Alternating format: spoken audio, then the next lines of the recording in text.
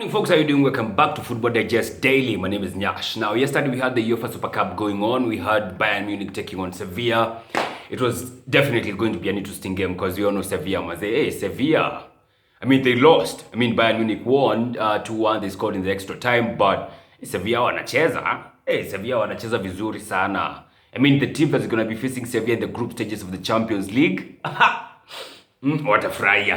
Watafurahia, that's for sure, man, because they're playing some very good game. Their defending is fantastic, man. The one guy called Diego Carlos. I mean, it makes sense now why we're being linked with him before we signed Gabriel Magalhaes. I mean, he's a good guy. He's a very good guy. You could also see, is it Kunde? Or is it Conde? The guy who had some locks, yeah? Some lines. The black dude who was the defender alongside Diego Carlos, who was being linked to the move to Manchester City. Yeah, you could also see why he was, why Sevilla were adamant on not letting him go and why they were slapping an £82 million price tag on him because he's a very good guy. He's a decent defender. So the Sevilla do play very well. They press very high. The intensity of their gameplay is mano a mano. You know what I'm saying? We have guys like Jesus Navas, the guy who's 34 and Chizanikako 29. You know, they are playing some very good football. And I mean, I even had commentators saying like they are one of the teams that are being touted as having an outside chance of winning the La Liga this season. Because, I mean, they're looking at teams like Barcelona. They seem like they're undergoing some sort of a transition. The same is happening to Atletico Madrid. The same is also kind of happening at Real Madrid. So, maybe they have an outside chance of contending for the La Liga title this season. Only time will tell, though. But from what I saw yesterday, they seemed like a very decent side. A side that it's easy to face. It's easy. Because, hey, wanacheza poa. I like their gameplay. Without a doubt. But Bayern Munich, again, being Bayern Munich, they were able to crack the resilient Sevilla's defense because now walishikilia. They were able to hold off Barcelona. I mean, no, not Barcelona, Bayern Munich. I mean, you all know about Bayern Munich, the way they press, the way they move the ball. Akina Kimmich pale, Akina Nabri, Akina Leroy Sané. Leroy Sané, I feel like yesterday Haku assert himself into the game properly. But still, Bayern Munich, of course, are the winners. And like we call Sevilla the serial winners of Europa League, they should also kind of be called the serial losers of the Super Cup. Because they've lost the Super Cup 4 times out of a possible 5 that they have faced, that they have been in. The one I remember, they first lost the Super Cup they first won the Super Cup in 2006. Alright, they beat Barcelona because Barcelona ndio walishinda in 2006 after beating Arsenal. So they went and made the Super Cup, they won. Sevilla, weirdly, they won the Europa League in 2006. But in 2007, they also won the Europa League. Meaning they went to the Champions League, got dropped down to the Europa League, from the group stages to the Europa League, and went ahead to win the Europa League. But in 2007, when they were playing the Super Cup, they were playing with AC Milan and they lost the Super Cup. Then there was this streak they had from 2014, 2015, 2016. Kila moja walipigwa UEFA Super Cup. In 2014, they lost to Real Madrid. In 2015, they lost to Barcelona. In 2016, they lost to Real Madrid again. And now, yesterday, when they were playing Bayern Munich, bado walikula Alll. So, yeah, serial winners of the Europa League, but for sure, they are serial losers of the UEFA Super Cup, but that's what it is.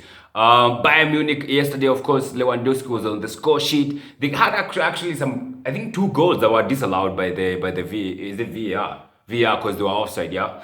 And nevertheless, they did win the Super Cup, and it just goes to show this Bayern Munich side. Damn. You look at it and you're thinking, damn, these niggas might just defend this thing. I mean, the way they were playing yesterday, they have the blend of physicality and domination of the ball, and they press you very high, as in, hey, sijui nani atawatoa Champions League this season juu, atakuwa noma. Being led by the likes of Robert Lewandowski huko mbele, watasumbua, because they press you. That's a good one. They press you, and they press you very high. The intensity is very high. Their physicality levels, they are very high. You know, it's not like the Barcelona of ile ya Pep Guardiola walikuwa na trait fulani ya kupress. The way they were pressing you and moving the ball, it was just phenomenal. But they were not that physical. Bayern Munich, they are goddamn physical. They will press you, they will move the ball very well, they will attack you, and they are goddamn physical. Angalia kina Goretzka. Goretzka is a mountain of a man. Man, that dude is akofiti. Even likes of David Alaba, they are very physical guys. They are such Nabri. Look at them. Lewandowski, you just can't bull him off the ball. I mean, Bayern Munich, of course, watasumbua this season. This coming season, without a doubt. Whoever knocks out Bayern Munich should just go ahead and win the Champions League. Because Bayern Munich, they are like the epitome now of greatness in Europe. They are the ultimate champions of Europe. And now in December, they'll go represent Europe in the Club World Cup. All right, so that's just about that with regards to football that was being played yesterday. Yesterday, I think we also had we had Carabao Cup games being played, the third round, I guess the final games, 3 games. We had Aston Villa playing Bristol City. I think they won that game 3-0. We had Lincoln playing Liverpool. They lost 7-2 at home. And now Liverpool are going to be meeting Arsenal, I think, next week on Thursday, if I'm not wrong. Then we also had Manchester City playing Bournemouth. They won that game 2-1. Okay, that's just about that with the Carabao Cup. Let's check out the transfers. So yeah, there's this deal to do with the... Let's first check on the done deals. Edouard Mendy has joined Chelsea from Rennes, that is a French team. Maybe he's going to be starting over the weekend when they play West Bromwich. Time will tell. I don't know. I don't think so, but I would love for Kepa to start for obvious reasons. But yeah, time will tell on who's going to be starting between Mendy and Kepa. Alvaro Morata, I forgot to say this yesterday. Alvaro Morata joined Juventus from which team was this? Atletico Madrid. They paid a 10 million loan fee with an obligation to buy at the end of the summer. But they also have an option of extending the loan deal for another year. So it's an interesting deal there for Juventus. Walipata deal fiti sana. Another done deal. Which one is this? Actually, there's no other done deal that is worth the salt. These others, they are just rumors, and they are very concrete rumors. Let's start off with Man United. Now, Man United, of course, they're still in the chase or in the hunt for Alex Telles from Porto.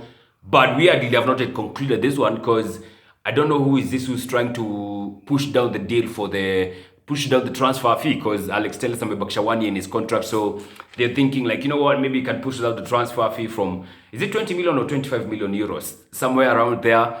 And yeah, and you wonder, like, Man United, please, come on. You mkona pesa. And you're trying to push a deal from 20 million euros for a guy that you really need.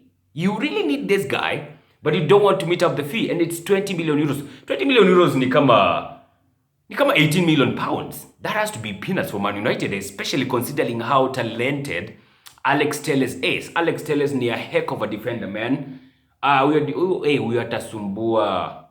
Yosina Shaka, he'll do bits for Man United. They should get that guy. So they're still looking, the talks are still ongoing. Whether they'll meet up the transfer fee they are being quoted for, time will tell. But apparently they have another option in case this deal collapses. They have another guy up their sleeves in case this one does not come through. Everton are still being interested in the services of Fikayo Tomori from Chelsea. But apparently Chelsea don't want to loan him out. They even don't want to sell him. Instead, they want to loan out Rudiger. Oh my God, I never thought I would say something like that. Rudiger is being loaned out, or Chelsea have the option of loaning out Rudiger from Chelsea. And out of that, of course, Everton are not interested in Rudiger, so that they have now gone to look out for that guy called Todibo from Barcelona. Now, this other one, Barcelona, they want to sell him permanently. Everton, on the other hand, they want to loan him with an option to buy / obligation to buy. But Barcelona does not want that. So kind of standoff there. It's going to be an interesting one to see how that one turns out. Another interesting deal that was to do with Chelsea and Arsenal again. Arsenal were yesterday linked by Sky Sports. That it was reported yesterday by Sky Sports that Arsenal are interested in Jorginho. I don't know how to take this bit of news, man. Now, when you look at it retrospectively, you recall that Jorginho was to move to Manchester City before he went to Chelsea. And when he was moving there, Arteta was the assistant manager to Pep Guardiola. So could he be honestly interested in bringing him to Emirates? I don't know. I don't think so. I don't think he's the kind of midfielder that Arsenal needs right now. I mean, we all know the kind of midfielder that Arsenal needs right now. It's Thomas Partey and Aouar. not Jorginho. I don't think a midfield of Jorginho and Xhaka would totally be convincing to Arsenal fans. I don't think so. But there has been those linkages, and it was reported yesterday by Sky Sports that Jorginho is one of the guys that Arsenal is looking at. I don't know if that's a diversionary tactic by Arsenal to put pressure on legs of legs of Atletico Madrid and Hassim Aouar and Lyon, to accept the terms that Arsenal are offering. I don't know. Maybe it's a diversionary tactic. Only time will tell on that one. We are looking forward to seeing what is going to be happening there, because I'm not ready for Jorginho, man. I'm not ready. So that's another deal that was being talked about yesterday. Another deal that has hit a complication now. Mama has hit a quagmire. What can I say? Has hit a roadblock. I'm a stand block. I'm a block. It's not moving. It's stagnant, if you get what I mean. Is the Lucas Torreira to Atletico Madrid deal. Now, hii ni kama ile ya Everton yenye nimesema hapo akiwa na Todibo. So, Lucas Torreira wants to go to Atletico Madrid. And Atletico Madrid, they want him. But they want him on loan with an option to buy. Not an obligation, with an option to buy. And they don't want to include Thomas Partey in the deal. Arsenal, on the other hand, they want to sell Lucas Torreira permanently, so that they can get the money to fund for moves like Thomas Partey and Aouar. So definitely there's a standoff. And now inakaa tu haijulikani what will happen here. And Lucas Torreira, I pity him because, and I'm sorry for him, because he might find himself on the wrong end of this saga. Because that's now we want the money. So if Atletico Madrid are not going to give us this money, and Torino, who are also interested in the services of Lucas Torreira, are going to give us the money, then we are definitely going to sell him to, to Torino. They give us the 24 million euros. We take that money, add on top, and go and sign Thomas Partey, because Atletico Madrid, on the other hand, they are not negotiating with Arsenal about Thomas Partey. They are actually kind of confident now that he's going to be staying. And they are still adamant that if you're not going to meet the release clause, we are not selling you Thomas Partey. We are not even thinking of including him in a deal for Lucas Torreira. So I'm like, okay. So you want one of our players and you want one of your players, but we cannot find a common ground? Oh my God, it's crazy. It's crazy. So that is another one that might drag for a couple of days. Now I think we have like, how many days to the closure of the window? I think like 11 days to the closure of the window, so we're still waiting to see what's going to happen there. If something has to give there. Something will have to give. And I hope the bottom line of it is going to be having Thomas Partey in red and white at London. Not at Madrid. At London. So that one is something we're going to be watching out for to see what's going to be happening. Hassim Aouar, another guy who Arsenal is interested in, their president was talking yesterday and he was saying that Arsenal is one of the clubs that is having financial constraints. So he kind of understands why they cannot meet the release clause, and sijui kani pressure pia anatupea ndio tupeane pesa ama nini. Wasa wanacheza mind games kwa hizi transfers. Wasa wanacheza mind games. Whoa. So a lot of standoffs right about now. Nothing is really moving apart from Chelsea's, transfers. Thought that may happen. Maybe now they need to sell guys out. Also, as we continue selling guys out, there were some links to do with West Ham coming for Socrates. I think that would be a welcome move for everybody, because West Ham are in need of a centre-back. Chelsea also being linked, like they might be going back for Declan Rice. Only time will tell if they're actually going to do that or not. Okay? I think that's all there is to talk about today. Don't forget, today we shall have an IG live session as always, previewing Game Week 3 of the Premier League 2020-2021 season. And we're going to be doing that from 8:30 p.m. all the way to 9:30 p.m. alongside one Lotan. Okay, we're going to be hosting Lotan today, and we're going to be looking at what to look out for this coming weekend in matters football. All right, that's all for now, folks. Have a fantastic Friday and a fantastic weekend. God bless and take care.